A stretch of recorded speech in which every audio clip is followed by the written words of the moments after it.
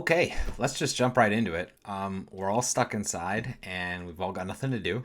And what better way to spend the time than learning how to edit photos better, build up our skills in post production, maybe things like Lightroom or Photoshop or After Effects.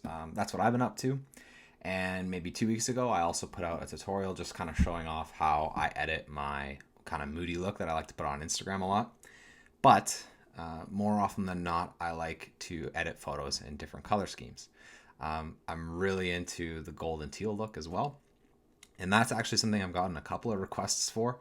And it's a really unique look. Not a lot of people use it, mostly because it's a little complicated to manage to make it look nice. But you might know Taylor Cut Films, Do You Travel, or Cole Herm. They all use this style of color grade. So it could be kind of cool just to show how this is done in the background, I figured. Also, I'm thinking that now's a great time to just kind of keep putting out videos, things that I'm learning, things that you might want to learn. So if you do have any requests, DM me, let me know. This is prompted from DMs, so doing stuff like this is something I think I'm going to, again, keep on doing. It's still new for me, so if there are ways to improve the videos, also let me know. I'm going to put it on screen record. You're going to see Lightroom, how I edit it, and we'll go from there. And I hope you like the video. Also, don't mind my very dollar store background that's going on right here. Every YouTuber's got these like hype backgrounds, black walls. Like, I would totally do this office very differently, but we're in the middle of a pandemic here and there's no way I'm renovating this office. So just be mindful of that. This isn't my aesthetic. Now that we are in Lightroom, this is the photo we are going to be editing, and this is without any edits. So as you can see, nice natural blue sky, the way the light hits the buildings. It's has a lot of highlights that we're going to want to bring out in that gold and teal look. So obviously this is the look for today. So we are going to duplicate the photo. So come here, create virtual copy, and we are going to reset our edits. So starting with a blank canvas. Now, first thing we're going to want to do is we're going to keep the white balance where it is. I usually start with a natural white balance and then go from there to get the look that I want when doing gold and teal, not necessarily a moody look. That would be different. Exposure, I like where it is. And we're going to want to flatten out the photo a little bit. So just bring it like that. Gonna bring down the highlights, raise the shadows. And again, I like to start with a flat look to figure out what I want to accentuate. If I want the details in the buildings, that kind of thing. Whites, I like where they are for right now, but we're gonna just lower. I have a feeling we need to bring up the whites to get the clouds to where we need them. So we're actually gonna bring the whites up a little bit. And all that we're doing is just brightening the whites with this. We're keeping them at a true white, so we're not changing the tone of the whites, we're just editing the brightness of the whites. We're gonna keep the texture and clarity where they are for right now, but we're gonna change that after a little bit, and we'll keep the vibrance and saturation where they're at. Now, the most important part of a gold and teal color grade is actually the tone curve. So when we come to the tone curve, you want to get contrast in your red, green, and blue tone curves, and then add almost like a faded contrast curve. I don't know if that makes sense in your global tone curve. So I'll go ahead and I'll just speed through the RGB tone curve quickly, but essentially all it is it's going to be an S curve in each of the three, and then from there we'll go through what to do on the main one, because you'll be able to get the look after I explain what happens in the RGB and you create your own S curve. So I'll just go and do that and speed along through that just for right now. Essentially, the way the tone curve works is that you have the three main color channels, and they're able to create any color. They're able to create any color by mixing them. So when we're creating a gold and teal look, we essentially need to mix the colors that we want in the highlights to get the gold look. And in this case, that's green and blue.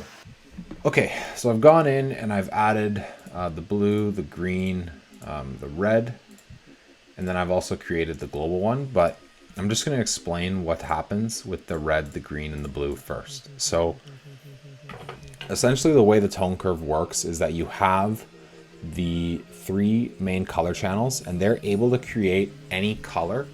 They're able to create any color by mixing them.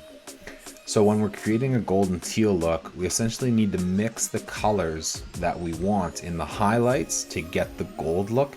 And in this case, that's green and blue. So if we hop back into Lightroom, you'll see that I've actually lowered the red tone curve. So if I go to the red, it's flat. And then when I go to the green and the blue is the highest.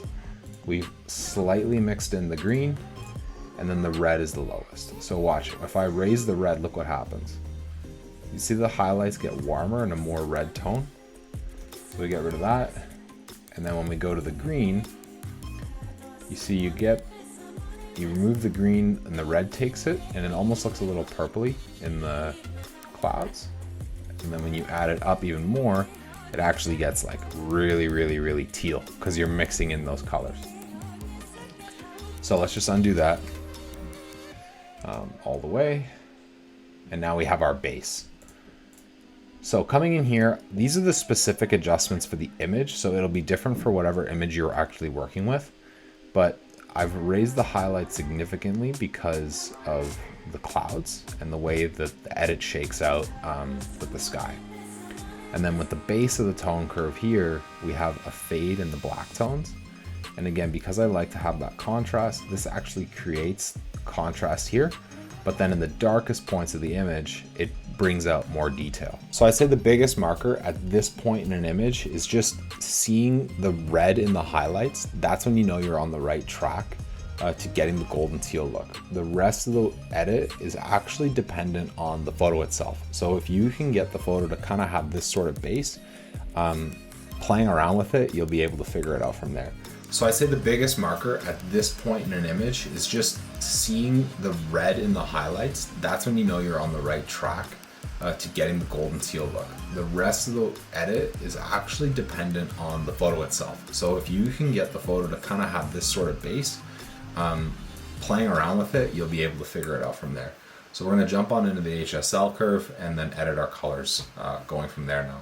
We're going to want to have our reds at around a 15. So there you can see the difference is slight. Mostly looking in the building here. The oranges is where this edit actually really matters. So again, we'll keep it around like a 15. And again, you can see mostly in the building here, but it brought out a little bit more of that gold look. Yellows, we're bringing it more to the yellowy greens because that's what plays with the way the tone curve actually exists. So then we have the aquas. Now I had set it at 59 in the edit because you can see that if you keep it here, the sky stays very teal turquoise and looks almost candy colored. We want to make sure that our sky stays as real as possible, and it brings out the real blues of the photo. And the aquas I really notice are the ones that control the sky more than the actual blues do in a lot of cases. The blues, again, we're moving away from teal, so just slightly up. Purples aren't a big deal in this image. As you can see, they're mostly in the building. So we're gonna just bring these to roughly the same hue. So it's a little warm in the highlights. We're just gonna bring that down because generally this look is a little cooler. Again, with the oranges, these are just what the warmths are in the image. And the yellows really aren't affected. You can see that now. So it doesn't matter where we put that. We'll just get rid of them completely for now because we'll want to control the yellows with the split toning. So get rid of the greens as well. As you can see, there's no green in the image. And now the aquas are kind of just dependent on the sky. So watch what happens. See how it just goes to like this total flat? I mean, I like to keep my skies a little bit blue. So that's like way too blue. And now we're going to keep a little bit. So we'll just go the other direction. And you can still see that color there. So that's what's important. And then the blues, We'll go back to negative 57, and, but we can fix that afterwards, and you'll see what we do with the luminance curve to keep the brightness in the image. But by eliminating a lot of the blues, you'll be able to really create that gold look that we're after, because the gold and the blues essentially won't be fighting in the highlights, and the blues will be in the teal. Again, purple and magenta really don't matter, so we can just get rid of them in this image specifically. Might in yours, but generally, a lot of the daytime images you'll be doing with a gold and teal look, it won't matter for the most part. And this is more just contextually dependent. So as you can see, the reds, I like to use parts of the image that look a little blown out and just bring them to where I think they actually belong. So we can put it out of 27 here. Okay, so same thing. We'll go back to the oranges. Again, just looking at the context of the building. Looks a little too bright, looks a little too dark. So we'll meet somewhere in the middle. Yellows, again, not affected in this image. So kind of just putting them closer to the brighter side, just in case they're in the clouds. And you can already see we're getting the gold look in the clouds already because we've eliminated the colors that fight with it. Greens, again, no greens in this image. Aquas, and I want somewhere brighter. And then I already know the blues are what's gonna matter. Look at that, see? Already bright enough, so we can bring this down a bit. But we could probably fix with a filter of some sort, but for now we're just gonna leave it. Maybe even brighten this up a little bit. We'll see. Just get a base look. I mean, you can already see the color taking shape, and then you can play around with it afterwards to kind of perfect it where you need to. And again, we got rid of the purples and magentas, so we don't have to worry about that. Now this is the important part, is the split toning. So the gold look is generally going to be around 40, and as you can see, if you raise your saturation up, that's that like orangey gold. We're going to want a little bit more yellow than that, and then let's try 42. Yeah, let's just put it at 15 for now. I mean, you can see what that did in the image. This is without split toning, and then when you add that in, the difference is very, very, very evident. And then here in the shadows, the teal look comes in the shadows. So we're gonna put this at around 210 because that's where teal starts. And as you can see, that's the blue. And we can keep this at 6. Lightroom has a really great feature in the calibration settings, and it allows you to globally adjust the image itself. So the image previously was already set with the calibration. So I'm just gonna bring it back to show you the difference. Because I like to sometimes I'll just keep the calibration where I need it for the photo, because I know where I'm going with it. So for this, we're just bringing it closer to the orange side, and then now we're going to bring it down, and you get rid of those reds again because we want to see more of the yellow tones. And then the greens, greens add color. So when we get the right tone with the greens, we can just see from there the difference. See, like the greens are really in the blues, and again, that's that aqua bit that we were previously talking about. And then the blues themselves, we bring it down to negative 67. The calibration slider is kind of tough. I don't really understand it fully either. I just know what I need to do to get the looks that I want from playing around with it, but in a much longer explanation, I'm sure I could figure it out, but for now we're just going to keep it where we're at. So as you can see though, from where we started, this is no edits, and this is the edit. And I'm actually going to come back up, add a little bit more color to get more natural tones.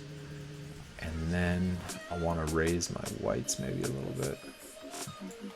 Really make the highlights pop. And see, we got rid of the top here that looked really, really, really fake, like the really dark tones.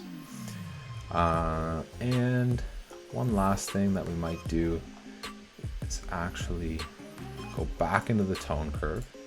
And again, it's mostly just playing around with it. So if we raise our greens up a little bit more, and we're gonna raise our blues up a little bit. The more dominant the blue, the more closer your whites are gonna be white, and your blues are gonna pop. And then if we come back down, we'll change the balance up to get more of the gold in the highlights and eliminate a little bit more of the teal. See, if I go all the way, the whole image in split toning is gold, but obviously we want some of that blue. See how the blue came back here? Back in the shadows. And now you get that look that we were at. This is before and after. So it's really warm. You can play around with it how you like it.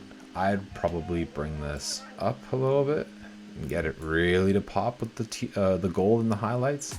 And see how this, you can kind of see the orange and the reds here. I'd actually probably drop this even a little bit more. Here, there. And then the buildings don't look so fake, and it really brings out the gold along the buildings and in the sky that we're after. I hope you liked today's video. This is the gold and teal look. Keep your eyes out for future tutorials. And again, if you have any suggestions, just DM me. Let me know what you want to see. Anything from Lightroom, Photoshop, that kind of stuff. I appreciate you watching the video. If it did help you out, make sure you like, also subscribe. You know, those types of things that everybody seems to be asking you to do. And yeah, I'll see you in the next one.